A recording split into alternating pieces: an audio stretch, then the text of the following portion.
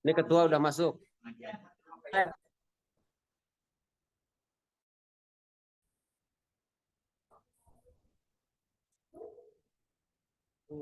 Apa masalahnya? Mari kita mulai ya teman-teman. Selamat sore. Salam sejahtera untuk kita semua. Oke, selamat sore ya Ibu Bapak. Salam sejahtera untuk kita semua. Kami dari kelompok 14 ingin memprestasikan itu apa kerja kelompok kami. Materi yang kami pelajarkan selanjutnya saya serahkan kepada ya, Pak Wasidi untuk menjelaskan semua yang kami kerjakan selama tugas yang kami kerjakan selama ini. Silakan untuk Bapak Wasidi menjelaskan.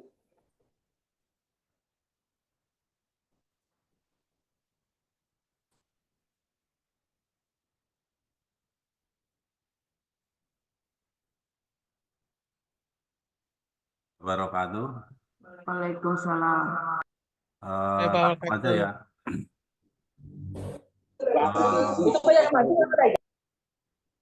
Ini menjelaskan pengantar teknologi informasi, dosen Vesa Asiseva Nurul Haq, Eskom kelompok 14.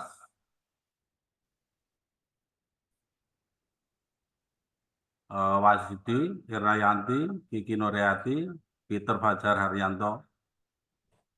Pelatihan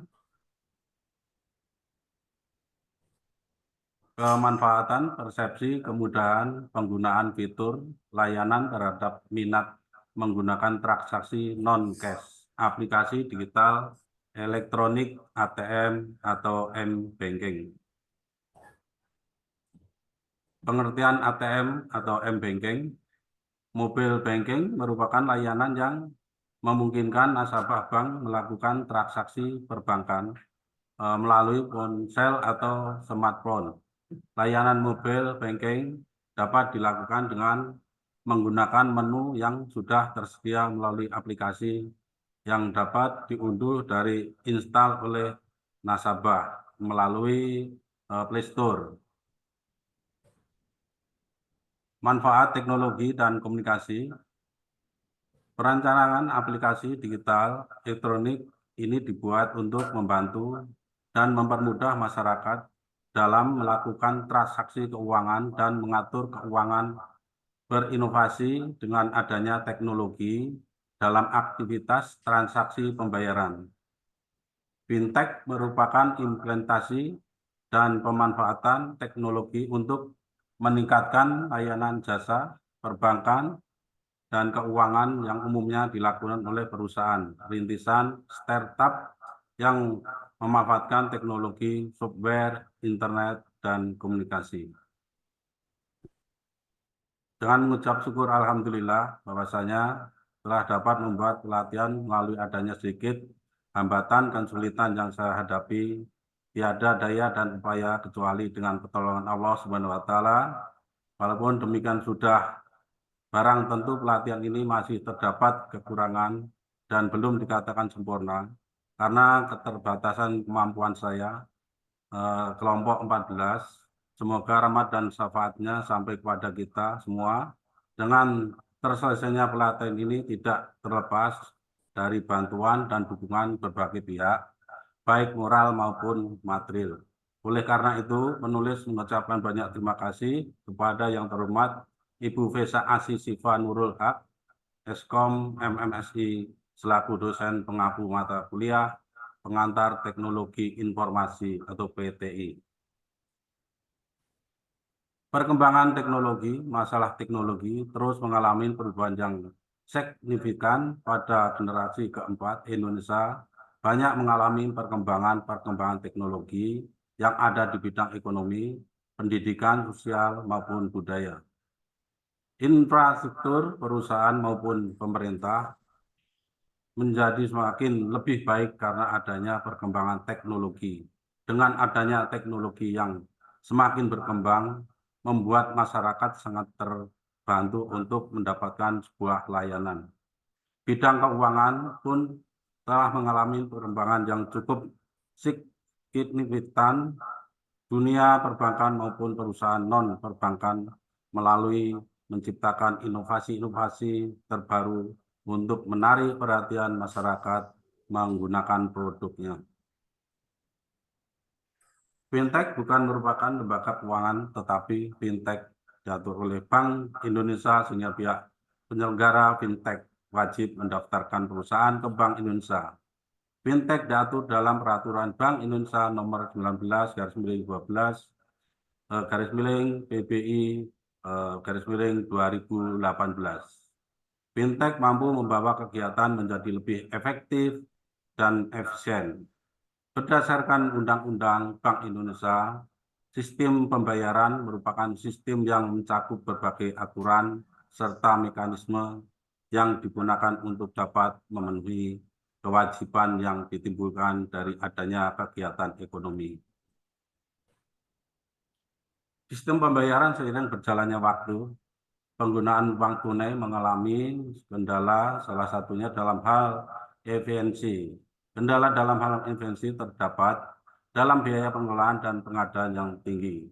Proses pembayaran menggunakan uang tunai juga dirasa memerlukan waktu yang cukup lama. Jika dilihat dari keamanan, maka transaksi cash memiliki risiko yang lebih tinggi. Melihat dari dua hal tersebut, maka Bank Indonesia menggalakkan gerakan nasional non-tunai, yaitu memisahkan masyarakat untuk melakukan transaksi pembayaran secara non-cash. Gerakan nasional non-tunai ini diluncurkan pada tanggal 14 Agustus 2014 di Jakarta. Melalui gerakan ini, Bank Indonesia berharap agar masyarakat dapat meningkatkan kesadarannya untuk menggunakan transaksi non-cash.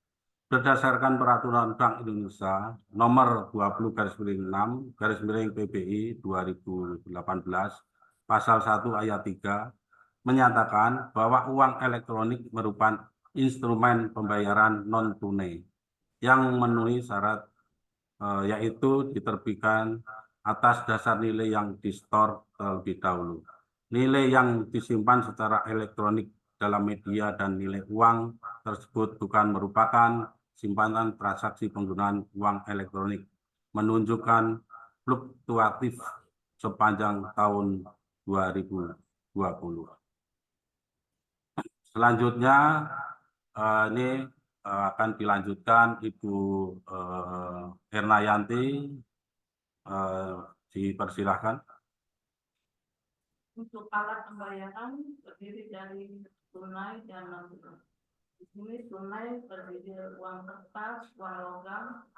Non-tunai terdiri dari paper base, cek, bilet, euro, nota debit, elektronik beser, kartu ATM, debit, kartu kredit, uang elektronik. Pemanfaatan ini sangat praktis dan efisien. Keuntungan dan manfaat alat pembayaran non-tunai yang utama ialah praktis dan efisien. Bagi pengguna alat pembayaran non-tunai, Anda tidak lagi direpotkan dengan nomor.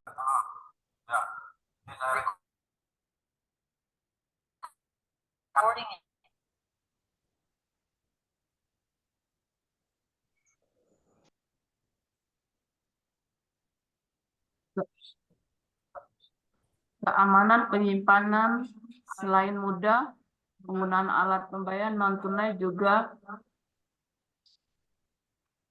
melalui sistem keamanan yang cukup teruji, antara lain melalui serial number atau nomor OTP yang hanya diketahui oleh Anda selaku pengguna alat pembayaran non-tunai. Dengan sistem keamanan ini, orang lain tidak bisa dengan mudah menggunakan alat pembayaran non-tunai milik Anda, karena nomor PIN dan OTP yang hanya diketahui oleh Anda. Selain itu, untuk tindakan pertama, Anda bisa melakukan pemblokiran dengan segera apabila kartu kredit debit milik Anda hilang.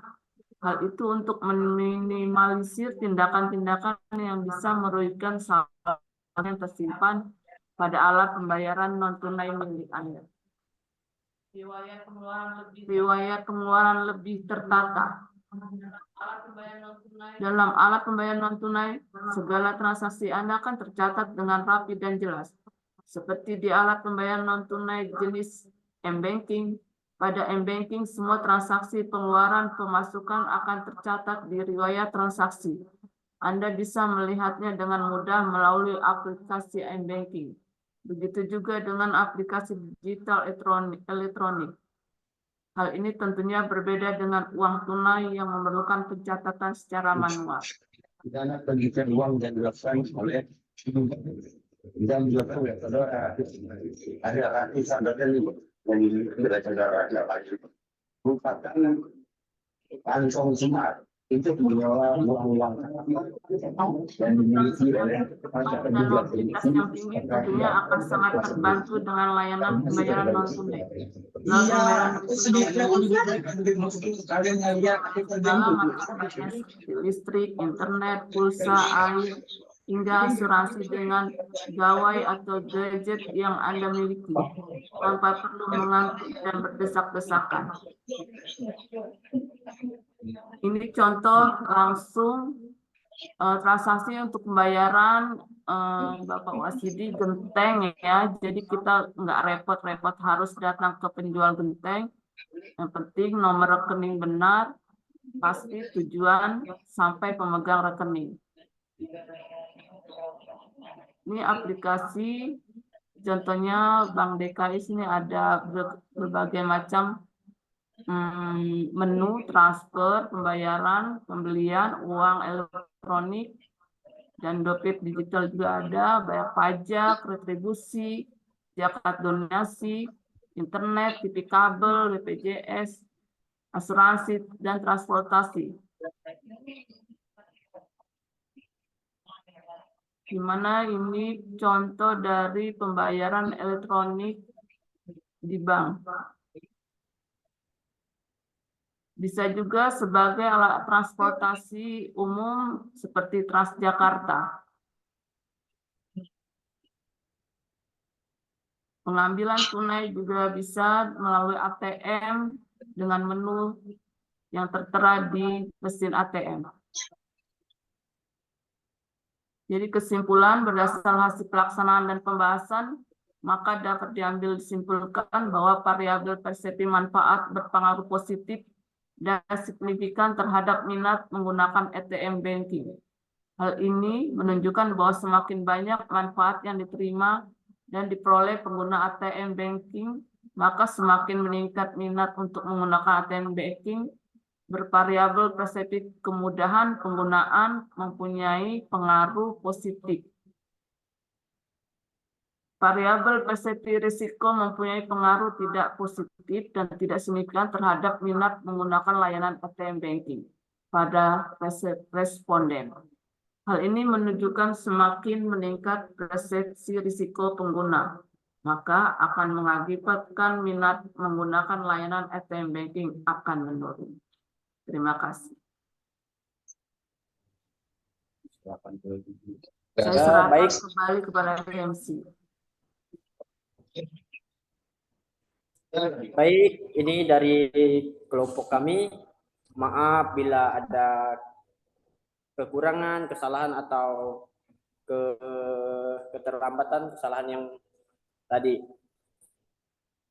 Saya ucapkan terima kasih. Saya akan menutup acara atau presentasi hari ini. Terima kasih. Salam sejahtera untuk kita semua. Selamat sore. Terima kasih semuanya. Terima kasih semuanya. Waalaikumsalam warahmatullahi wabarakatuh.